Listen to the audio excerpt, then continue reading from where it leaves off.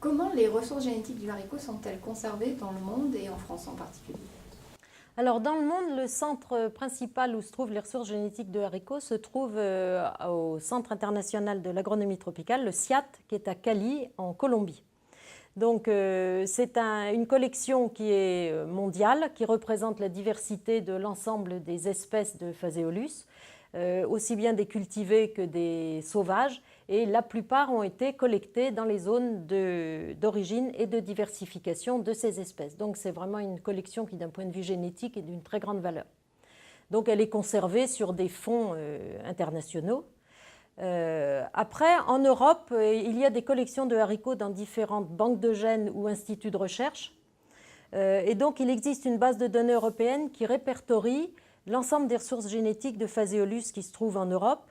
Cette base compte, on va dire, plus de 40 000 entrées. Un certain nombre. Alors, actuellement, cette base n'est pas épurée avec. On n'a pas retiré les doublons qui peuvent exister. Il existe forcément des doublons entre collections.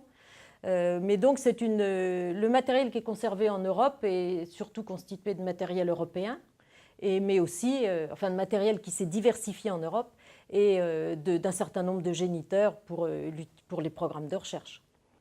Voilà. Alors en France, l'INRA a conduit des programmes de recherche sur les haricots nains et les haricots aram de 1955 à 1992. Donc, pour conduire ces programmes d'amélioration des plantes, l'INRA a monté une collection de travail qui a atteint plus de, on va dire, 1 millier d'accessions, avec des variétés anciennes, françaises, européennes, certainement du matériel sud-américain, des géniteurs particuliers. Mais malheureusement, quand le programme de recherche a été fermé par l'INRA, l'INRA n'avait pas les moyens d'entretenir une collection en dehors de programmes de recherche. Donc, cette collection a été cédée à un certain nombre de tiers, dont le CIAT. Agri-Obtention en a eu un peu, le GEVES en a récupéré aussi, le groupement d'études des variétés et semences, et puis une société de semences.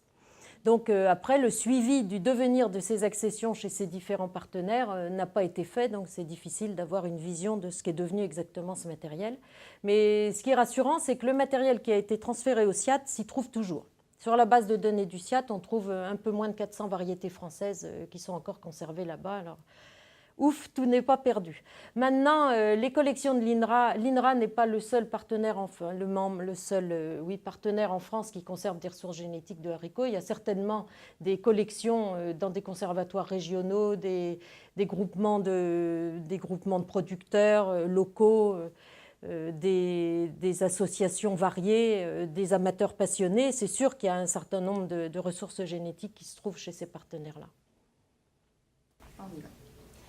On voit donc que la situation est difficile pour les ressources génétiques du haricot en France.